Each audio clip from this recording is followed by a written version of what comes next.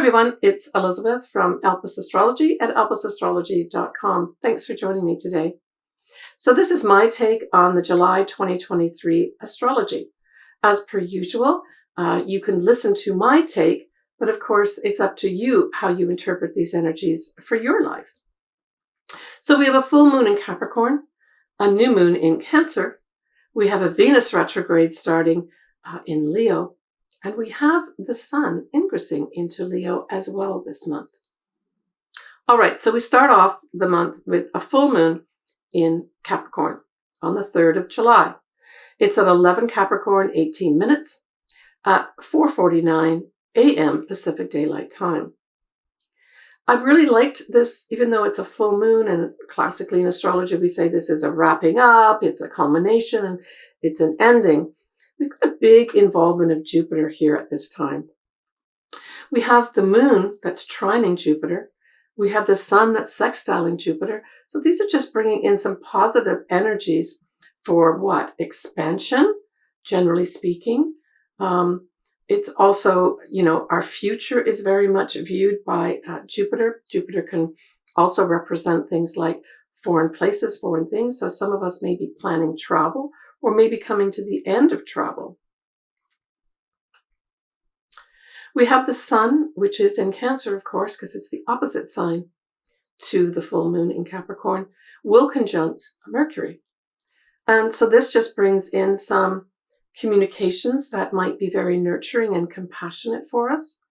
Mars will conjunct Venus.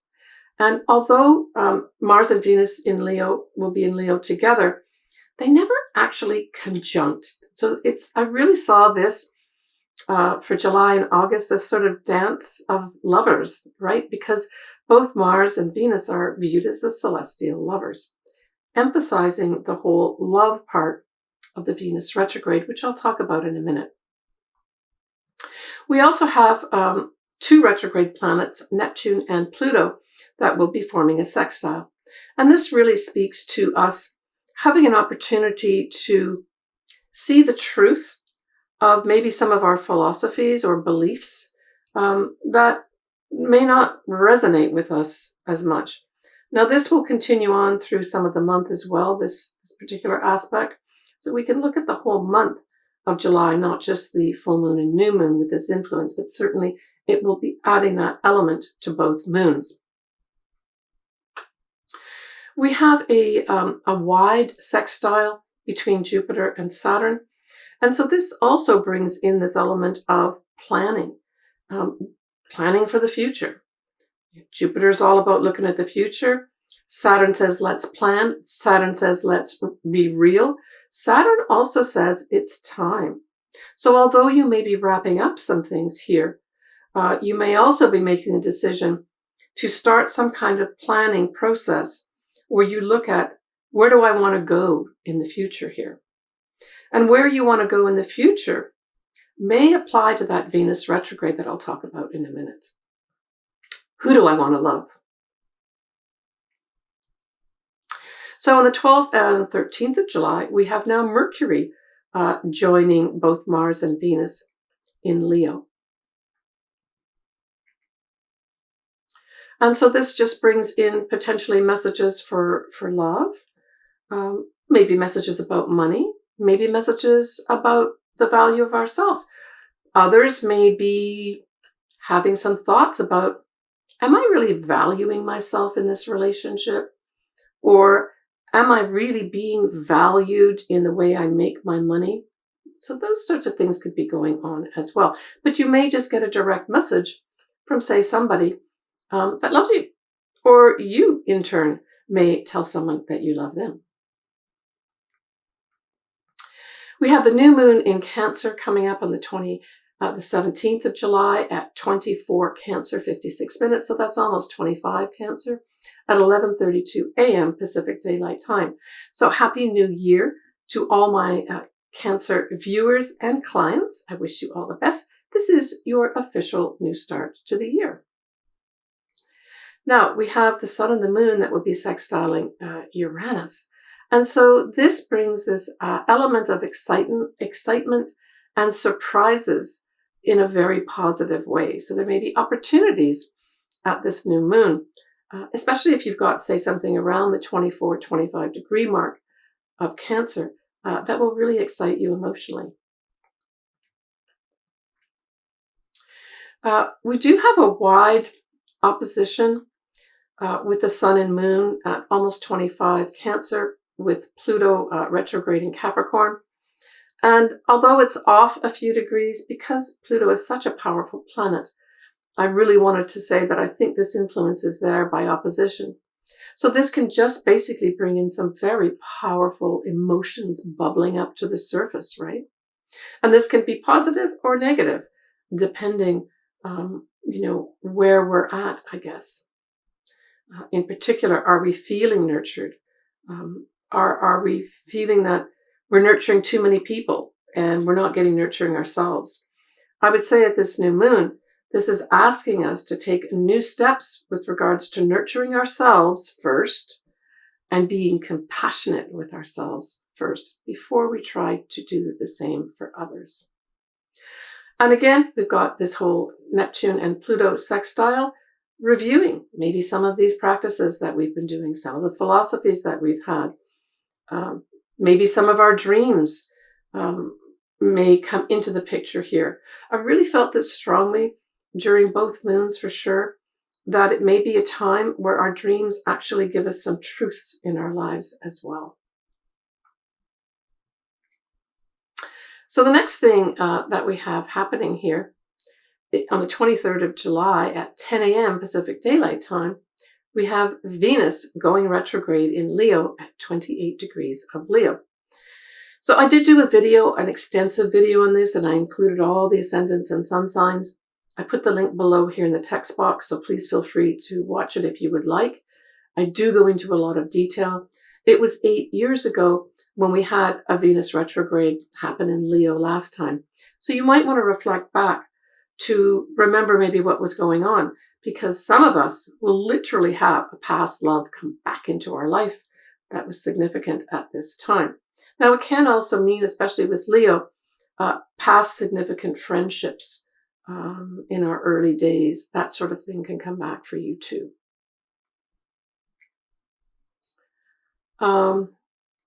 So what we have happening here is we have Mercury is widely conjuncting the Venus at this time. And Venus will continue to conjunct this because, of course, it's going to be going backwards from 28 degrees on the 10th of August and the 29th and 30th of September 2023. So note those dates, because those are the dates when more than likely you will reach out to somebody or someone will reach out to you in terms of communications of some sort, or at the very least, thoughts of love. At this Venus retrograde, we have nicely the moon at 5 degrees of Libra. And recall that Venus in the natural zodiac rules Libra as well as Taurus. But in this case, it provides this other lovely aspect with regards to the sign that the moon is in. And I think it just lends a very nice supporting energy, as well as an attracting energy. Don't forget that Venus at its core really likes to attract. Now, it attracts through what? By being beautiful, by being nice, by being sweet, by socializing, by having nice manners. So it all kind of blends in very nicely here at this time, even though we've got Venus going retrograde. And so there's a wide sextile with that moon, with the sun in Leo. Because, of course, we have Leo, or it's the sun rather, ruling Leo, enters Leo at the same day as this Venus retrograde. So even though it's a retrograde, I really saw that this was so positive at this time. It just was a beautiful setup of energy, essentially. Anyway, I thought it was a nice start to the Venus retrograde, I guess is what I'm really saying. Again, take a look at my video that I did on this Venus retrograde, link below. Now, when we look at the Sabian symbol so we always round up when we look at what degree should we read for in the Sabian symbol book. And it is 29 degrees of Leo. And we know that that 29 degrees in any sign is kind of a culminating energy and a critical degree. And so this is also adding a big importance with regards to what? Well, it adds an importance to what do we want to love and what do we want to love us. So I guess be careful what you ask for, because this is a powerful energy at this 29 degrees of Leo. It could bring in what you want. So the image is a mermaid emerges from the sea or the waters to be reborn as a human. So if we remember some of our classic art, it depicts Venus exactly in this way, right? I thought that was very interesting how this lined up with that energy of the Venus retrograde. And so this is essentially saying, as this Venus retrograde begins, feelings become conscious form. So take care of what you wish for, especially when it relates to love. Now, I'm making this video fairly early in June. And if you're listening to it then, I would suggest that, you do some review of what do you want in love? What means something to you with regards to your love life and the person that's in it for you? And more and just as importantly, what do you feel you're going to give out? Instead of just all this big receiving thing, ask yourself what you would give out to show your love to somebody. And if you're really puzzled and you're not sure what to do with regards to this, and you don't want to get things wrong, and you might have a bit of anxiety, don't go there. I would say the easiest way is to put a vision board together. And I mean, this is something that my clients, almost all my clients, I tell them to do because it works.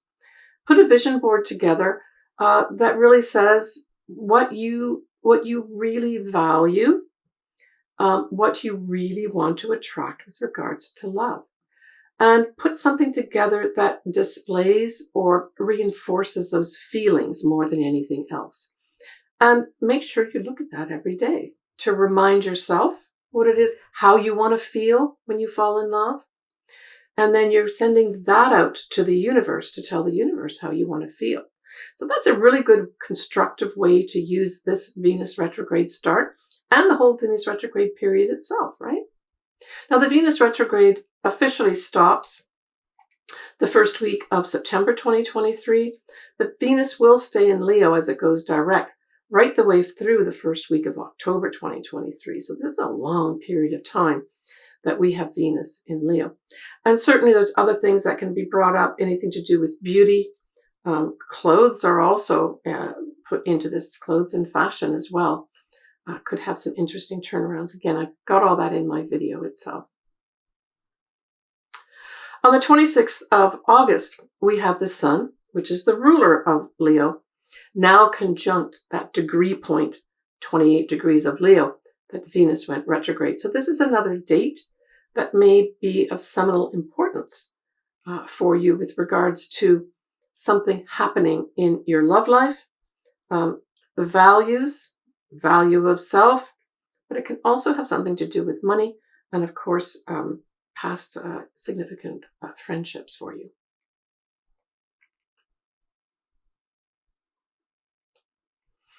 So on and around this time, of course, we have the north nodes will be changing sign. The transiting north nodes will be changing sign, and they start at the end of a sign. Remember, there's 30 degrees in every sign.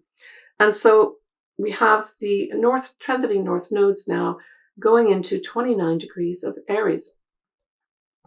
And so this is a pretty important time period where, we've got Aries in particular highlighted. If you've got your north nodes in Aries, this is a whole cycle of about 18 months where you will have eclipses happening in Aries. as well as in the opposite sign of Libra.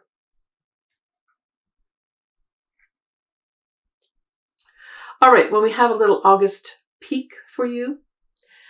We have 2 full moons in August. One is in Aquarius, one is in Pisces. We have a new moon in Leo. And so that new moon in Leo in August at 23 degrees of Leo will also be important for some folks as well, because it'll usher in some newness, even though we still have the Venus retrograde going on throughout August.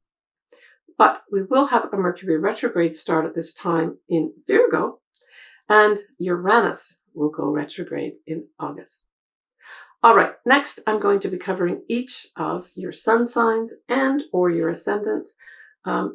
I say if it resonates with you, read your sun sign, listen to your sun sign. My preference is for you to read for your rising or ascendant sign, because that will give you the house, and the house gives you the area of your life using whole sign houses. And then listen to your sun sign, because the sun is the most important luminary in your chart, right? For Aries, this full moon in Capricorn squares your sign, as does the new moon. Now, the full moon in Capricorn at the beginning of the month squares your 10th house. And so that's the house of career. That new moon squares your 4th house, which is your family, your home, your mother, your habits. So the whole month is going to be affected by your career and then something to do with your home, family, or mother. So how could this play out? This could play out where something ends at the beginning of the month with regards to your career, your long-term goals. And it could be that because it's Capricorn, it could be someone like your supervisor challenges you in some way. Now, it doesn't have to be a bad thing. It just means that maybe your supervisor is going to come to you and say, you need to take on this extra project. And like, there's no negotiation. You've got to do it. Now, when we look back at what I said at the beginning here, you do have some favorable energy coming in with regards to Jupiter, right? We've got Jupiter coming in here nicely as a supportive aspect. So I don't think all is lost, Aries, for you. I think this is going to be a time where you're going to have to shoulder some new responsibilities that your supervisors give you or your manager gives you. The problem is it's going to affect this new start that you want to make in the home later on. That's the square from the new moon in Cancer in your 4th house. So this basically says that there's going to be some challenges to start something new. Now, let's say there's some Aries that literally buy a new home and you're just not even able to unpack your boxes because of this huge demands that you have at work that are put on you now. For others, it could just have, just as a standalone, the new moon in Cancer square, your 4th house, could just have some difficulties to do with your family or your mother, or just some sort of difficulties in the home. Let's say you bought a new home, but there are problems that you've got to resolve in it. Or you're wanting to buy a home. You're going through the process of buying a home and it's becoming challenging for you, where you've got to put extra effort into it. And there's this tug back and forth between the effort you've got to put into your career and the effort you've got to put in at home or to your family, your mother, that type of thing, right? And so all these things, do pass. Just know that those 2 areas will be up for some kind of efforts that you're going to have to put into both of them that, you may not want to make, but it doesn't mean they won't be turning out for something positive though, right? Now that Venus, a retrograde, is in a fellow fire sign like you, Aries, and it trines your 5th house. So wow, I would say this is positive for what? This is positive for you developing a new love in your life, for developing a creative project, for children, any aspect of children. For those Aries that want to say get pregnant, this might be an ideal time to get pregnant over the Venus retrograde period. And maybe in September you find out that you're pregnant and you're very happy about it. The other thing that you've got happening, of course, is the north nodes, the transiting north nodes are in Aries now, right? Towards the end of July. So this is positive for you too. This is bringing in energy of destiny path, right? So you're going to have eclipses in your sign, Aries, and in your opposite sign of Libra for the next 18 months. Now, we've already had one in April at 29 degrees. So there may have been some heads up towards the end of April this year with regards to a shift in your destiny path of some sort, Aries. So this, flows into the Venus retrograde in a nice way. It does it in a way that the north nodes always start at the end of a sign, so they start at 29 degrees. So you've got a favorable aspect here with regards to the Venus going retrograde at 28 degrees of Leo. So there's a tie-in with your destiny path for some reason. And because we've got the fifth house highlighted here with the Venus retrograde, it has everything to do with creative projects, with new love, with starting your own business, with children, but mostly with having fun. So you're supposed to be having fun, Aries, over this summer time period. Use the retrograde to plot and plan how you can have fun, and you should be just fine. Take care, Aries. All right, folks, well, that wraps up my July video. If you would like your chart done, I would love to do it.